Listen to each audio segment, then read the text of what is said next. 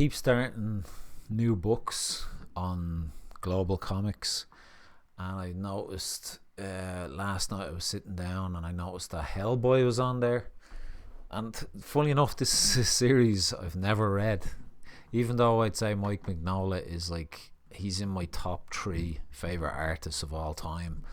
I think when I was younger, I never appreciated this art style, and I was more into that kind of 90s Image Comics look, you know, all the cross hatching and stuff like that. Like, and this just all passed me by then, and I never really picked it up or read it, and just always been a fan of his art. And I've kind of a few things I've bought of Mignola's work, but when I saw this, I was like, I have to start reading Hellboy just to see if the story is as good as the art. And so yeah, fuck it, you know, I'll just go through this and read it.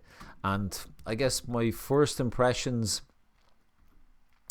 like, the artwork is out of this world. Like, it's so graphical, it's so like kind of minimalistic. Everything is there that you need to tell a story. And it's all about these blacks, like the dark silhouettes, and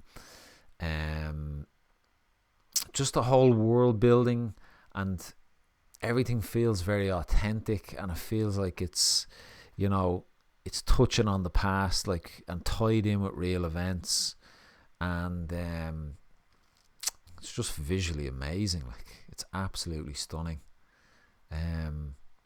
There's no, like, story wise, there's nothing deep to begin with. Like, it's cool. Like, they set up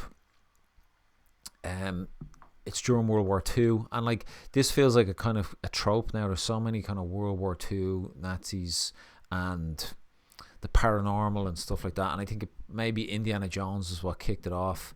I'd say that's where Mignola got his inspiration from. But it is a cool kind of little genre to read about, and especially when it's been drawn by Mike Mignola, it just looks amazing. Like, even these guys, they're kind of up on a Scottish island, and they're trying to change the course of the war, and this is where they resurrect Hellboy as a little baby. And the Americans and the English, they're at a different site where the baby has kind of been summoned through a portal. So it's almost like the two parties are at different locations, and the good guys, you know, end up inheriting Hellboy, and like the Nazis are not too happy. But this guy here, I don't know who he is yet, but it's like he's looking at the bigger picture. Like, he says he's done something to set you know, major events in motion. Like, it seems like he wasn't too worried about winning the war for Hitler, but it's like, that's kind of the setup. And then you jump 2 years later, and you kind of just, it's a nice way of bringing Hellboy in. Like, you know, he's gone back to visit his old mentor, who has kind of had been missing for 10 months, and then this is what pulls him into this other story.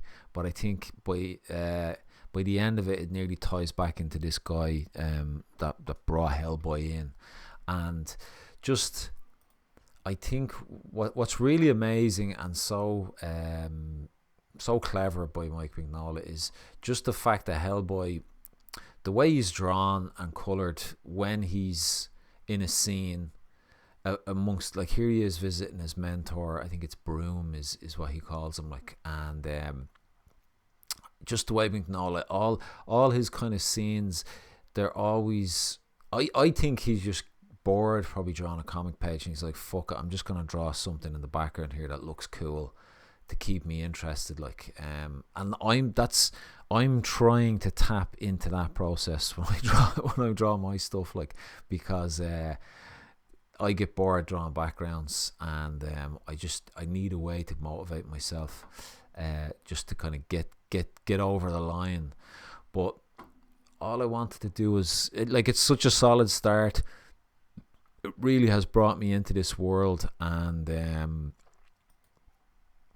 like, there's not much more to say. Just to kind of have a look at this scene here with this frog creature, like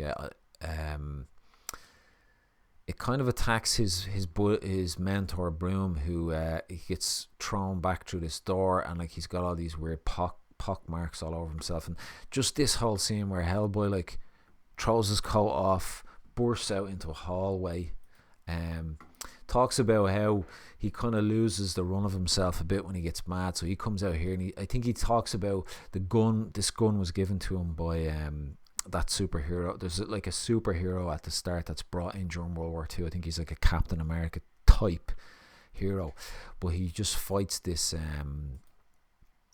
frog creature, and just the dialogue is great. The way he's saying like the tongue, whatever's on the tongue, makes his arm numb, and you can see these marks all over his hand here. Like, but like even if you let me zoom in a little bit on some of these panels, like look at this, just look at that hand. It's so simple, and then the tongue coming out and wrapping around, and you know Hellboy is screaming in pain. He kind of punches him away.